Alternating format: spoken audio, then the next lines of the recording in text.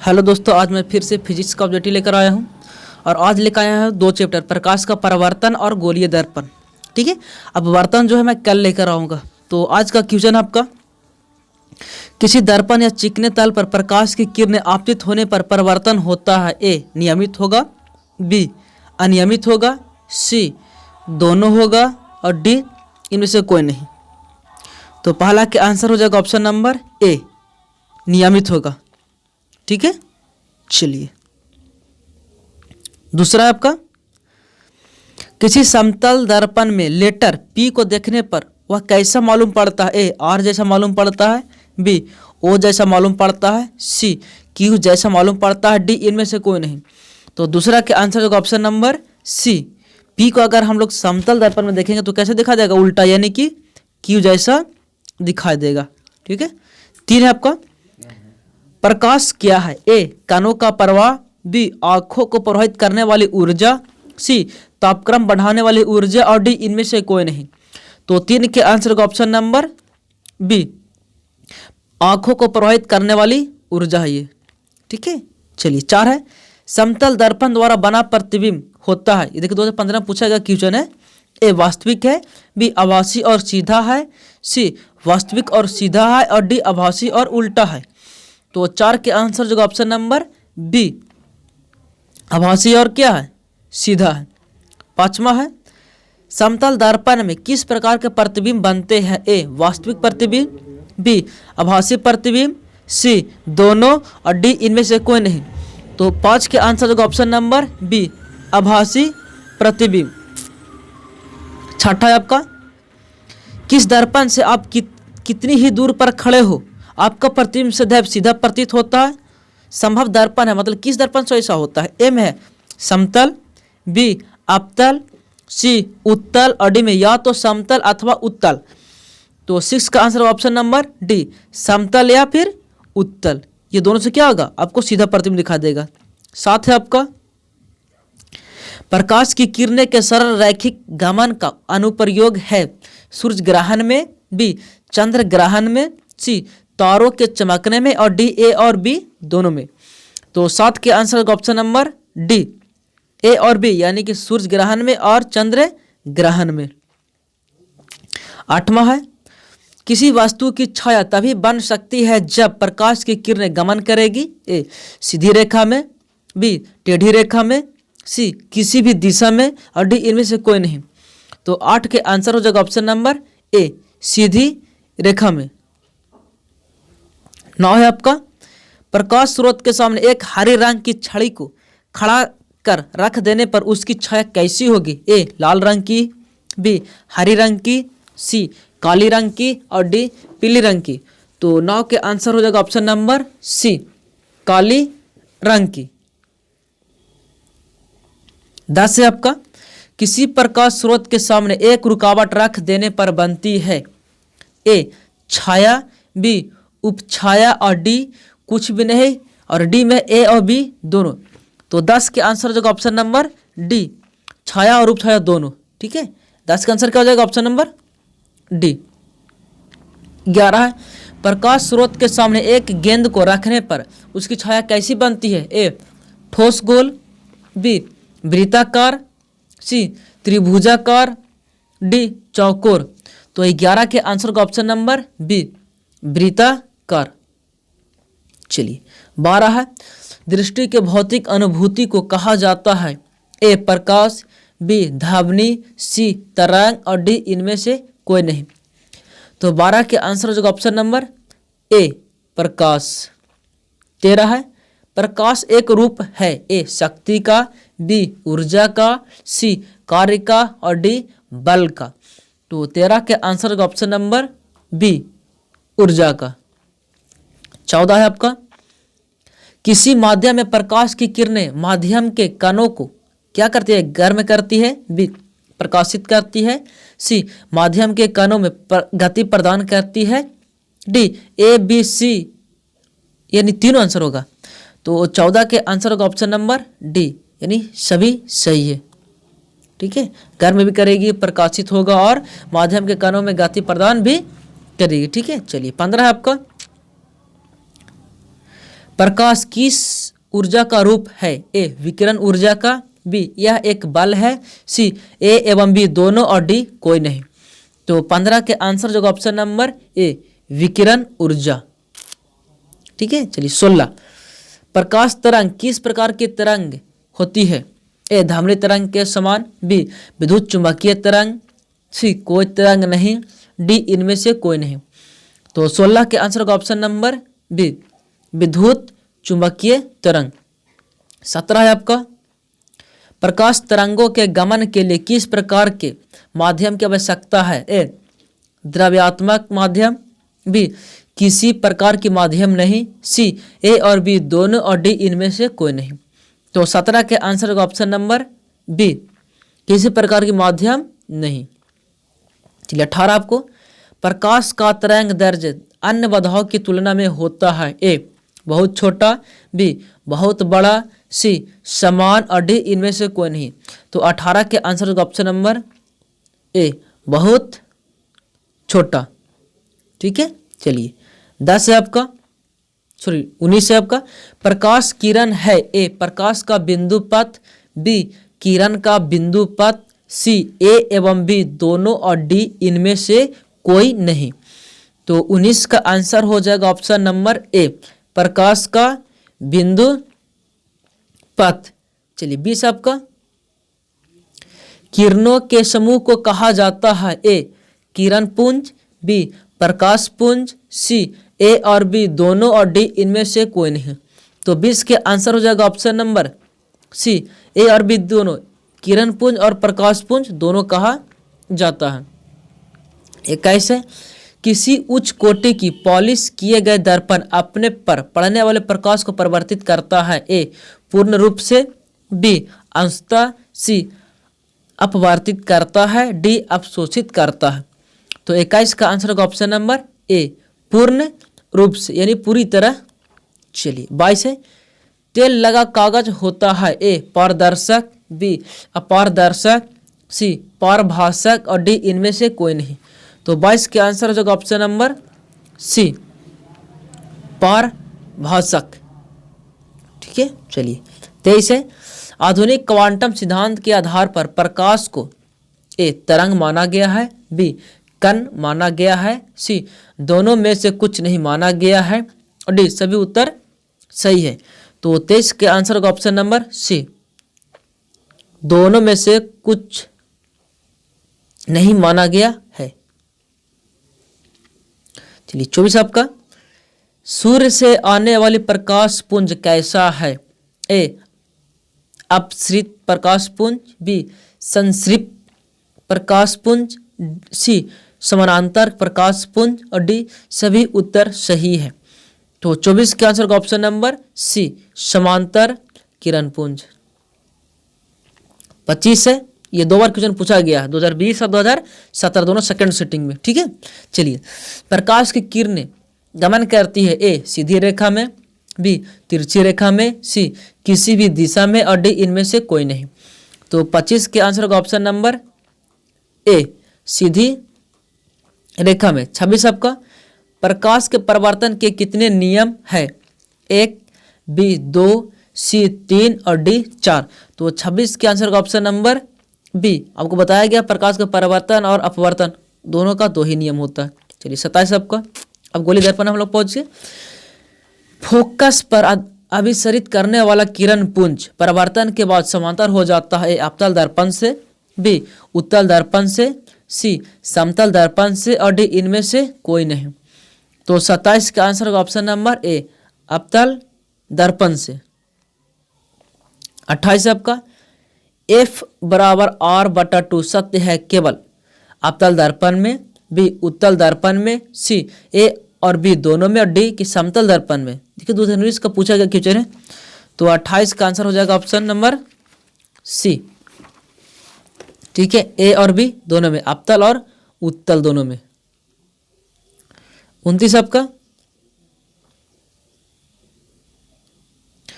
किसी बीम का अवतल दर्पण द्वारा बना प्रतिबिंब आभासी सीधा तथा बीम से बड़ा पाया गया वस्तु की स्थिति कहाँ होनी चाहिए? ये 2013 में क्वेश्चन पूछा गया था। ए मुख्य फोकस एवं वक्रता केंद्र के बीच, बी वक्रता केंद्र पर, सी वक्रता केंद्र से परे, और डी दर्पण के ध्रुव तथा मुख्य फोकस के बीच। तो 29 का आंसर होगा ऑप्शन नंबर डी, दर्पण के ध्रुव तथा मुख्य फोकस के बीच। ठीक है। 30 है आपका, दर्पण की चौड़ाई को दर्पण का कहा जाता है। ए फोकस, बी द्वारक, सी ध्रुव और डी इनमें से कोई नहीं। तो 30 के आंसर हो जाएगा ऑप्शन नंबर बी, द्वारक। 31 आपका, देखिए कौन सा किरण आरेख सही नहीं है। अब 3 को है, 3 को फिगर दिया हुआ है, इसमें देखिए सही कौन नहीं है, और डी में ए और बी दिया है। चलिए, तो 31 का हो जाएगा ऑप्शन नंबर डी, ए और बी, मतलब ए वाला और बी वाला किरण आलेख सही नहीं है। ठीक है, बाकी बात सी क्या है, सही है। 32 आपका, आपतल दर्पण के प्रकरण में किसी वास्तविक और उल्टे प्रतिबिंब के लिए आवर्धन होता है। ए ऋणात्मक, बी धनात्मक, सी ए एवं बी दोनों और डी कोई नहीं। तो 32 का आंसर होगा ऑप्शन नंबर ए, ऋणात्मक। 33 है, आपतल दर्पण में आभासी और सीधा प्रतिबिंब के लिए आवर्धन होता है। ऋणात्मक, धनात्मक, दोनों की कोई नहीं। तो 33 का आंसर होगा ऑप्शन नंबर बी, धनात्मक। 34 है, नई कार्तीय चिह्न परिपाटी के अनुसार दर्पण के सामने रखे गए बिंब दूरी ली जाती है। धनात्मक, बी ऋणात्मक, सी कभी धनात्मक कभी ऋणात्मक, और डी इनमें से कोई नहीं। तो 34 का आंसर ऑप्शन नंबर बी, ऋणात्मक। चलिए 35 है, एक प्रयोग में आपतल दर्पण द्वारा किसी बिंब का प्रतिबिंब एक पर्दे पर प्राप्त किया जाता है। दर्पण की फोकस दूरी को निर्धारित करने के लिए प्रयोगकर्ता को मापने की जरूरत है। ए दर्पण तथा पर्दा के बीच की दूरी को, बी दर्पण तथा बिंब के बीच की दूरी को, सी ए और बी दोनों, डी इनमें से कोई नहीं। 2018 का फर्स्टिंग में ये क्वेश्चन पूछा गया है। तो 35 का आंसर ऑप्शन नंबर ए, दर्पण तथा पर्दा के बीच के दूरी को। ठीक है। 36 आपका, उत्तल दर्पण के प्रकरण में दर्पण द्वारा प्रतिबिंब सदैव आभासी एवं सीधा होता है, अतः आवर्धन होगा। ए धनात्मक, बी ऋणात्मक, सी धनात्मक और ऋणात्मक दोनों, डी इनमें से कोई नहीं। तो 36 का आंसर होगा ऑप्शन नंबर ए, धनात्मक। 37 है, किसी गोलीय दर्पण का रैखिक आवर्धन m क्या होगा यदि प्रतिबिंब के आकार h डैश और वस्तु के आकार h हो, तो आवर्धन m का मान है। ए m है, देखिए m बराबर h डैश बटा h, बी m बराबर प्लस v बटा u, सी m बराबर h बटा h डैश, और डी में a एवं b दोनों नहीं। ठीक है। तो आपका 37 का आंसर क्या हो जाएगा? 37 का answer option number A, m बराबर h डैश h। चलिए आगे आपको 38, किस दर्पण का उपयोग सामान्यतः वाहनों का पार्श्व दृश्य दर्पण के रूप में किया जाता है? ये भी क्वेश्चन पूछा गया है। ए समतल दर्पण, बी अवतल दर्पण, सी उत्तल दर्पण, और डी इनमें से कोई नहीं। तो 38 के आंसर हो जाएगा ऑप्शन नंबर सी, उत्तल दर्पण। 39 है, उत्तल दर्पण में किस प्रकार का प्रतिबिंब बनता है? ए वास्तविक, बी आभासी, सी वास्तविक तथा आभासी, और डी इनमें से कोई नहीं। तो 39 के आंसर होगा ऑप्शन नंबर बी, आभासी। 40 है, दाढ़ी बनाने के लिए प्रयुक्त गोलीय दर्पण में सीधा प्रतिबिंब प्राप्त करने के लिए चेहरे को रखना चाहिए वक्रता केंद्र पर, वक्रता केंद्र के बाहर, वक्रता केंद्र और मुख्य फोकस के बीच, और डी इनमें से कोई नहीं। तो 40 का आंसर का ऑप्शन नंबर डी, इनमें से कोई नहीं। 41 आपका, वास्तविक वस्तु का हमेशा सीधा प्रतिबिंब बनाने वाला दर्पण होता है। ए समतल कोमा उत्तल, बी समतल कोमा अवतल, सी उत्तल और अवतल, डी समतल उत्तल अवतल, यानी तीनों। तो 41 के आंसर का ऑप्शन नंबर ए, समतल और उत्तल। चलिए 42 है, वास्तविक प्रतिबिंब की प्रकृति कैसी होती है? ए सीधा, बी उल्टा, सी सीधा और उल्टा दोनों और डी इनमें से कोई नहीं। तो 42 के आंसर का ऑप्शन नंबर बी उल्टा। 43 है, दाढ़ी बनाने में किस प्रकार के दर्पण का उपयोग किया जाता है? ठीक है, ए अवतल, बी उत्तल, सी समतल और डी इनमें से कोई नहीं। ये देखिए 4 बार को क्वेश्चन पूछ चुका है। ठीक है, तो 43 का आंसर हो जाएगा ए अवतल दर्पण का। आगे आपका 20 सेंटीमीटर फोकस दूरी वाले अवतल दर्पण को सूर्य प्रकाश के सामने रखा जाता है। प्रधान अक्ष पर एक खास बिंदु पर कागज का कर्तन जल उठता है। इस बिंदु की दूरी दर्पण से होगी। तो जब ही अवतल की बात करें और जलने की बात करें तो जितना सेंटीमीटर दिया उतने सेंटीमीटर की दूरी पर रहेगा, तभी कागज क्या होता है? जल पाता है। तो ऑप्शन इसको क्या हो जाएगा? 20 सेंटीमीटर हो जाएगा। ठीक है, चलिए 45 है, गोलीय दर्पण की वक्रता त्रिज्या 40 सेंटीमीटर हो तो उसकी फोकस दूरी क्या होगी? देखिए हम इसको सोल्व कर देते आपको। वक्रता त्रिज्या यानी कि आर बराबर को क्या दे दिया है? 40 सेंटीमीटर को निकालना है क्या? फोकस दूरी यानी एफ वाला फॉर्मूला क्या होता है? आर बट्टा 2। ठीक है, चलिए आर का मान कितना हो जाएगा आपको? 40 और बट्टा में कितना हो जाएगा? 2। दूसरे कट जाएगा ये 20 और यानी कि एफ बराबर कितना हो जाएगा आपको? 20। तो आपको हो जाएगा क्या? 20 सेंटीमीटर। ठीक है, चलिए 46 आपका, मुख्य अक्ष दर्पण के ध्रुव पर क्या है? ए अभिलंब है, बी 45 डिग्री के कोण पर झुका है, बी सी 180 डिग्री के कोण पर झुका है और डी 135 डिग्री के कोण पर झुका है। तो 46 के आंसर का ऑप्शन नंबर ए अभिलंब है। 47 आपका, एक अवतल दर्पण में वस्तु की स्थिति ध्रुव और फोकस के बीच है तो उसका प्रतिबिंब वास्तविक और बड़ा, बी वास्तविक और छोटा, सी काल्पनिक और छोटा, डी काल्पनिक और बड़ा। तो 47 के आंसर हो जाएगा ऑप्शन नंबर डी काल्पनिक और बड़ा। 48 आपका, किसी गोलीय दर्पण तथा किसी पतले गोलीय लेंस दोनों की फोकस दूरी -15 सेंटीमीटर है तो दर्पण तथा लेंस संभव है? ए दोनों अवतल होंगे, बी दोनों उत्तल होंगे, सी दर्पण अवतल तथा लेंस उत्तल, सी दर्पण उत्तल तथा लेंस अवतल। तो 48 के आंसर होगा ऑप्शन नंबर ए दोनों अवतल होगा। ठीक है, जिसमें माइनस लगा वो लेंस कैसा होता है? अवतल ही होता है।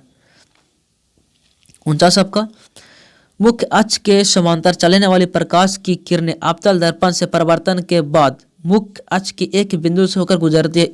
इस बिंदु को दर्पण है।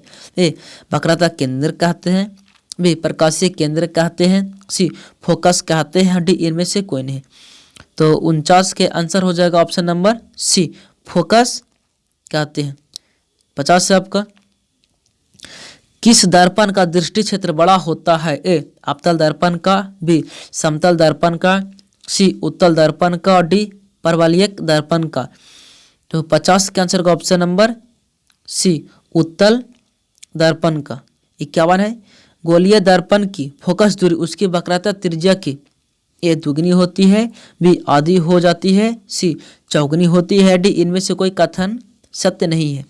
ये भी क्वेश्चन आपको पूछा गया है। 51 का आंसर का ऑप्शन नंबर बी आधी हो जाती है। 52 है, निम्न में से किस दर्पण की फोकस दूरी धनात्मक होती है? ए समतल, बी उत्तल, सी अवतल, डी सभी। तो 52 के आंसर का ऑप्शन नंबर बी उत्तल। 53 है, सोलर कुकर में प्रयोग किए जाते हैं अवतल दर्पण, उत्तल दर्पण, समतल दर्पण की कोई नहीं। तो 53 के आंसर जो ऑप्शन नंबर ए अवतल दर्पण। 54 है, रोगियों के नाक, कान, गले आदि की जांच के लिए डॉक्टर प्रयोग करता है। ए अवतल दर्पण, बी समतल दर्पण, सी उत्तल दर्पण और डी इनमें से कोई नहीं। तो 54 के आंसर का ऑप्शन नंबर ए अवतल दर्पण। 55 है, आई बराबर आर नहीं लागू होता है समतल दर्पण में, बी अवतल दर्पण में, सी उत्तल दर्पण में और डी किसी में नहीं। तो 55 के आंसर का ऑप्शन नंबर डी किसी में नहीं। 56 है, टॉर्च से किस प्रकार के प्रकाश पुंज की प्राप्ति होती है? ए समांतर प्रकाश पुंज, बी अपसृत प्रकाश पुंज, सी संतृप्त प्रकाशपुंज और डी सभी उत्तर सही है। तो 56 के आंसर हो जाएगा ऑप्शन नंबर सी संतृप्त प्रकाशपुंज। 57 है आपका 20 सेंटीमीटर के फोकस दूरी वाले आपतल दर्पण को सूर्य प्रकाश के सामने रखा जाता है। इसके सामने डी दूरी पर रखी माचिस की तिली जल उठती है। तो डी का मान क्या होगा? आपतल जिसे बताया गया अभी भी कि आपतल आ गया और जलने की बात को, तो जितना सेंटीमीटर दिया उतना ही आंसर हो जाएगा आपको 20 सेंटीमीटर। चलिए आगे 58 है दर्पण के सामने किसी भी दूरी पर स्थित वस्तु का प्रतिबिंब सीधा प्रतीत होता है तो वह दर्पण है। ए केवल समतल होगा, बी केवल आपतल, सी केवल उत्तल और डी या तो समतल अथवा उत्तल। तो 58 के आंसर हो जाएगा ऑप्शन नंबर डी, या तो समतल होगा या फिर उत्तल होगा। 59 है किसी कार का अग्रदीप में प्रयुक्त दर्पण निम्नलिखित में कौन सा होता है? अभी का पहले बताए थे, मतलब गाड़ी जो होता है उसके आगे कौन सा दर्पण लगा होता है? ए आपतल दर्पण, बी उत्तल दर्पण, सी समतल दर्पण और डी समतल या उत्तल दर्पण। तो 59 के आंसर होगा ऑप्शन नंबर ए आपतल दर्पण। ठीक है, चलिए ये मत सोचेगा इसको उत्तल दर्पण होगा। उत्तल दर्पण हम लोग क्या करते हैं? साइड मिरर के रूप में प्रयोग करते हैं, लेकिन ये किसी कार का अग्रदीप मतलब जो आगे शीशा जो होती है ना, जो हम लोग आगे देखते हैं रोड आगे, उसको क्या करते हैं हम लोग? आपतल दर्पण का प्रयोग किया जाता है जो टेढ़ी शीशा होती है। और पीछे देखने के लिए, जो पास दृश्य देखने के लिए हम लोग उत्तल दर्पण का प्रयोग करते हैं। ठीक है, चलिए 60 है आपका दर्पण का सूत्र है। ए में 1/u प्लस 1/v बराबर 1/f, बी में 1/v माइनस 1/e बराबर 1/f, सी में 1/f प्लस 1/e बराबर 1/v और डी में 1/f प्लस 1/v बराबर 1/u। तो 60 का आंसर हो जाएगा option number A 1/v plus 1/e बराबर 1/f। 61 है आपका समतल दर्पण की फोकस दूरी होती है। ए अनंत, बी 0, सी 100 सेंटीमीटर और डी 50 सेंटीमीटर। तो 61 का आंसर होगा ऑप्शन नंबर ए अनंत। 62 है आपका आपतल दर्पण के सामने वस्तु को कहाँ रखा जाए ताकि प्रतिबिंब उल्टा, वास्तविक और समान आकार का बने? ए ध्रुव पर, बी अनंत पर, सी वक्रता केंद्र पर और डी फोकस पर। तो 62 का आंसर का ऑप्शन नंबर सी वक्रता केंद्र पर। 63 है आपका ये लास्ट क्वेश्चन है। एक गोलीय दर्पण की फोकस दूरी प्लस 20 सेंटीमीटर है तो यह गोलीय दर्पण कैसा होगा? इसमें उत्तल होगा, आपतल होगा कि समतलोत्तल होगा? प्लस किसका होता है? ठीक है, उत्तल का। ठीक है, तो 63 का आंसर क्या हो जाएगा? Option number A.